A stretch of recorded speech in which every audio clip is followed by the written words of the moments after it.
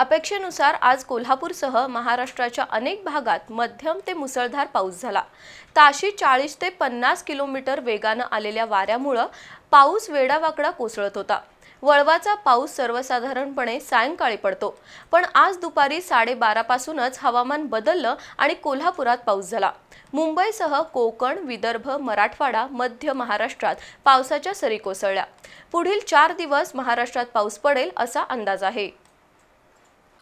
वळवाचा पाऊस संध्याकाळी पडतो, पण आज दुपारीच वळीव पावसानं हजेरी लावली। दुपारी 1 पासून सायंकाळपर्यंत पावसाच्या कमी अधिक प्रमाणात सरी कोसळल्या।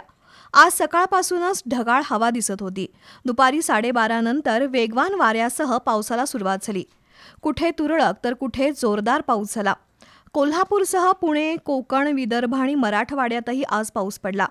हवामान खात्याचा अंदाज खरा ठरवत आलेल्या पावसानं तापमानात मात्र घट झाली आहे।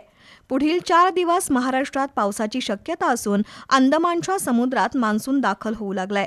त्यामुळे यंदा 8 ते 10 दिवस आधीच म्हणजे 25 ते 27 मे दरम्यान मान्सून केरळमध्ये दाखल होण्याची शक्यता आहे। परिणामी 2 जूनपर्यंत पाऊस तळ कोकणात दाखल होईल आणि 6 जूनपासून राज्यात सर्वदूर पसरेल अशी शक्यता आहे। यंदा जून ते सप्टेंबर या काळात सामान्य ते सरासरीपेक्षा अधिक पाऊस होईल असा हवामान खात्याचा अंदाज आहे। त्याची नांदी आजपासूनच पाहायला मिळाली।